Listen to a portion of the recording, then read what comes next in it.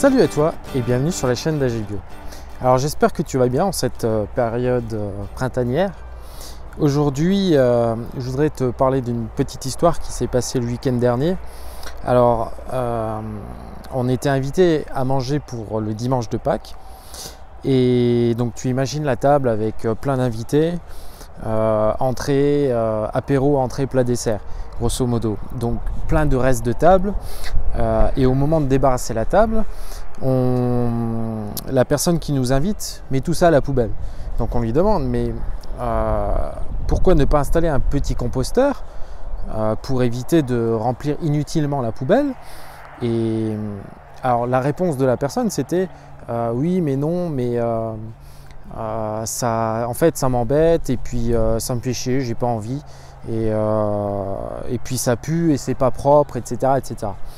Donc sans juger cette personne, parce que je pense que malheureusement c'est le cas c'est la pensée de beaucoup de gens aujourd'hui, je voudrais apporter quelques réponses. Alors rassure-toi, je ne vais pas te faire une vidéo sur le compost de A à Z, mais juste une présentation rapide des éléments de base. Alors déjà, pourquoi un compost? Alors, pour réduire ses déchets, premièrement. Deuxièmement, pour ne pas avoir à sortir trop souvent la poubelle, ça peut être intéressant. Pour ne pas attirer les mouches et les autres insectes qui viennent dans ta poubelle quand tu la laisses trop longtemps. Ou quand tu mets des restes de nourriture à l'intérieur. Pour ne pas avoir une poubelle trop lourde, ça peut être intéressant aussi, parce que quand tu mets des restes de nourriture, souvent il y a de la sauce, il y a des choses un petit peu liquides et du coup ça alourdit la poubelle. Du coup si tu mets ça dans un composteur, forcément ça sera plus léger. Pour réduire le coût de traitement des déchets, alors il faut savoir qu'aujourd'hui de plus en plus les poubelles sont pucées pour qu'au moment où on les récupère, en fait on puisse faire la pesée et que quand toi tu payes la taxe des ordures, tu payes selon le poids de ta poubelle. Donc si tu allèges ta poubelle, forcément tu vas payer moins cher. Donc c'est un avantage aussi économique. Donc ça c'est des arguments, tout ça c'est des arguments pratiques qui peuvent intéresser tout le monde, même si tu n'es pas écolo, même si tu n'en as rien à cirer, même si tu n'as pas envie de te prendre la tête avec tout ça, ça c'est des arguments qui peuvent t'intéresser. Après j'ai d'autres arguments. Ça limite l'impact des émissions du camion qui doit les transporter. Ça limite le nombre de déchets à brûler, parce que forcément tout ce qui va dans la poubelle après c'est brûlé. En allégeant sa poubelle, ça évite aussi de casser le dos de l'éboueur qui doit la tirer derrière. Donc, ça a une visée un petit peu sociale et forcément c'est sympa aussi de penser à eux. Ça nourrit, alors si tu as un composteur dans ton jardin, ça nourrit en un sens, ça nourrit toute une faune et en un sens ça favorise la biodiversité et donc ça permet un retour à la terre de ce qui vient de la terre, donc en ce sens, et ça permet, si tu as un potager, d'enrichir ton potager en récupérant le compost une fois que la matière a été digérée. Alors comment on fait? C'est très simple, il faut un contenant. Alors en général 1 mètre cube ça suffit pour une famille, pas de problème. Juste il faut faire attention à laisser passer l'air sur les côtés pour une meilleure dégradation, et dans l'idéal ce qui serait bien aussi c'est d'avoir un composteur qui soit posé directement à nu sur le sol. Alors pourquoi à nu sur le sol? Parce qu'on va avoir un certain nombre d'animaux et notamment des vers de terre qui vont remonter du sol pour aller dans le compost et du coup qui vont se nourrir de ce que toi tu vas mettre à l'intérieur et qui vont digérer tout ça, et c'est comme ça que va se faire la dégradation de ce que tu mets. Alors comment tu fais ça? Alors ça peut être 4 palettes attachées, c'est nickel, si tu fais ça c'est nickel. Comment tu te procures les palettes? Alors il y a plein de solutions, tu peux chercher sur internet, il y a des sites qui proposent des palettes qui ont déjà été utilisées et qui les revendent comme ça d'occasion. Tu peux chercher sur le Bon Coin, il y a des gens qui vendent des palettes, il y a des gens qui donnent des palettes. Tu peux aller voir tes voisins si jamais tu as des voisins qui bricolent et qui font venir du matériel pour retaper leur maison par exemple. Il y a plein de monde comme ça, surtout dans les petits villages qui ont comme ça des palettes qui traînent chez eux, donc tu peux les récupérer. Et puis il y a une autre solution aussi, c'est d'aller voir dans les supérettes. Alors, les supérettes, quand elles reçoivent la marchandise, elles les reçoivent donc toujours sur palette. Alors, il y a deux types de palettes. Il y a les... Ah, tiens, j'ai de la compagnie. Il y a donc les palettes qu'on dit consignées. Donc, c'est des palettes, grosso modo. J'ai tout plein de spectateurs tout d'un coup. Donc ces palettes consignées, en fait, le magasin les récupère, les met de côté, et puis un jour, il y a un camion qui vient et qui les récupère tous et qui seront rendus à la société qui les fabrique. Et après, il y a un deuxième type de palettes, donc c'est des palettes un petit peu plus fines, qui elles, par contre, ne sont pas consignées. Et là, on va laisser passer la voiture. Et là, donc ces palettes-là, la supérette en fait les met de côté, les stocke, et au bout d'un moment, quand la pile est trop importante, il est obligé d'appeler quelqu'un. Donc le responsable est obligé d'appeler une entreprise pour venir la chercher, ou quelqu'un, un prestataire externe, etc. Donc ça lui fait perdre du temps, éventuellement de l'argent. Donc si toi tu vas proposer gentiment, et si tu vas voir une personne, éventuellement le responsable, et que tu lui demandes gentiment de récupérer ses palettes non consignées, en général il sera content de s'en débarrasser. Donc voilà, ça c'est encore une autre option. Après, tiens, une idée toute bête que je viens d'avoir là, tu peux mettre 4 piquets. Tu prends 4 piquets, 1, 2, 3, 4, et tu mets du grillage tout autour. Un grillage pas trop espacé, nickel. Tu mets ça, c'est nickel. Tu as l'air qui peut passer, c'est ouvert en dessous, tu mets tout ça à l'intérieur, c'est parfait.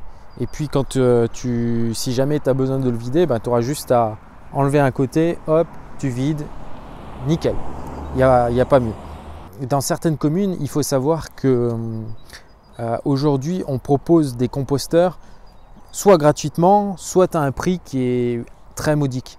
Donc, renseigne-toi dans ta commune, ça peut être une solution.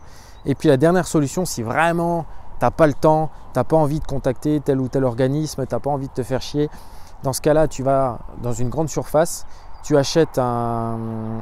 peux te procurer un composteur en bois pour moins de 30 €. C'est facile à assembler, ça prend 5 minutes et c'est très bien aussi. Alors bien sûr, ce n'est pas l'idéal, mais c'est très bien aussi. Si vraiment tu n'as pas envie, voilà, c'est une autre solution. Alors après, comment ça fonctionne? Alors c'est très simple. Tu mets un pot, un récipient, un vieux tupperware en plastique qui traîne, bref, peu importe, dans ta cuisine, et tu mets tous tes restes de cuisine, tous tes restes de nourriture en fait, tes épluchures, etc. Tu mets tout ça dedans, et puis 1 à 2 fois par jour, tu vas vider ça dans ton composteur. Voilà, c'est tout. Pour la viande, alors il y a une petite parenthèse. Pour la viande, généralement, on ne recommande pas trop de mettre ça dans le composteur. Bon, tu peux en mettre un peu, mais il ne faut pas exagérer. Tu ne vas pas mettre un poulet entier, quoi. Maintenant, si tu as un petit peu de reste de viande, bon, tu peux le mettre dedans. Il y aura toujours quelques fourmis qui vont passer et qui vont s'en occuper, ou éventuellement des pies ou des oiseaux. Et puis d'autres animaux qui vont venir fouiner et qui vont s'en occuper. Donc, voilà, donc tu peux y aller avec parcimonie, on va dire. Une fois qu'il est plein, donc que tu arrives à ras-bord, t'inquiète pas, ça va se tasser. Pourquoi? Tout simplement parce que ce que tu as mis dedans va se déshydrater. Donc en se déshydratant, ça va réduire en taille. Et puis deuxièmement, par l'action de la dégradation en fait, tout simplement, et de la digestion par l'ensemble de l'écosystème à l'intérieur de ton composteur, le taille va descendre naturellement, donc t'inquiète pas. Après, au fur et à mesure, voilà, si tu l'utilises correctement, on laisse passer la voiture. Donc je disais, dans une utilisation classique, tu auras besoin de le vider une fois tous les quelques années. Voilà. Au pire, le pire du pire, une fois par an, tu le vides et puis c'est bon, t'es reparti pour une année. Après, si tu veux, je dis une fois par an parce que c'est aussi le temps nécessaire à une bonne digestion. Et puis, à tes souhaits. Et si tu as un potager, ben, tu peux récupérer du coup ce qu'il y a à l'intérieur. Alors tu auras, je reprends mon fil, juste pour pas, oui, donc tu auras la couche du haut avec les derniers restes de nourriture que tu auras mis dessus. Donc tu mets ça de côté, et puis juste en dessous, ben, tu auras une espèce de terre, un terreau en fait issu de la dégradation. Donc c'est ce terreau là que tu vas pouvoir récupérer pour ton potager. Si tu n'as pas de potager et que tu as du terreau, tu peux le récupérer pour tes fleurs, tu peux le récupérer pour tes arbres. Enfin bon, il y a une multitude de choses à faire avec ça. Alors pour répondre à certaines questions, non, ça sent pas, ça pue pas, c'est pas sale, ça ramène pas de maladie particulière, donc il n'y a pas de problème de ce côté-là. Dernière chose, alors si tu es dans un appartement et que tu n'as pas de jardin, tu as peut-être un balcon. Personnellement, moi, un composteur sur un balcon, ça ne me choque pas. Si c'est bon, tu vas pas forcément t'as pas forcément l'espace pour mettre un composteur d'1 mètre cube, mais si tu mets un petit bac, une petite cagette entre guillemets, et dessus par exemple tu peux fixer des pots de fleurs, tu peux fixer quelques jardinières avec des fleurs, des fraisiers, des trucs comme ça. Tu peux aussi par dessus tu peux mettre quelques fleurs. Voilà, ça te permet d'égayer un petit peu, de faire un truc joli, et puis en même temps tu auras ton composteur pour alléger ta poubelle et mettre ton reste de nourriture à l'intérieur. Si maintenant tu n'as pas de balcon, que tu n'as pas de terrasse, etc., il y a d'autres solutions qui existent. C'est des composteurs d'intérieur. Alors personnellement, sur le principe, je pense que c'est une bonne chose. Je pense que forcément ça va être une bonne chose d'alléger ses poubelles, etc. Maintenant, sur le principe dans lequel c'est proposé et de la façon dont c'est vendu, je ne suis pas fan. Je ne suis pas fan parce qu'on essaie de vendre ça sans prendre en compte le vivant. Et uniquement pour faire du profit. On ne pense pas forcément à tous les éléments et à toutes les répercussions sur l'écosystème que ça peut engendrer dans certains cas. Donc sur le principe, je pense que c'est une bonne idée. Après, il ne faut pas le faire n'importe comment. Maintenant, je ne vais pas aller plus loin avec ça parce que personnellement, j'en ai jamais eu besoin. Donc j'ai jamais utilisé. Donc je sais comment ça marche, je sais où m'en procurer, etc. Mais comme j'ai jamais fait, j'ai pas le recul nécessaire pour te dire vraiment ce qu'il en est et vraiment t'apporter des conseils là-dessus. Donc je vais pas aller plus loin là-dessus, mais sache quand même qu'il y a des solutions qui existent dans ce cas-là si tu n'as pas la possibilité d'en mettre un à l'extérieur, donc dans ton jardin ou sur un balcon, une terrasse, etc. Donc voilà, j'espère que cette vidéo t'aura plu. J'essaie d'apporter un petit peu des éléments comme ça qui peuvent aider tout un chacun. J'espère que je t'aurai donné envie toi aussi de mettre un composteur si tu n'en as pas chez toi. Et puis si la vidéo t'a plu, n'oublie pas de la liker. Tu peux t'abonner à la chaîne, c'est gratuit, et puis ça me permet toujours de progresser, de faire évoluer la chaîne et l'entreprise. Et je te dis à la prochaine. Allez, ciao!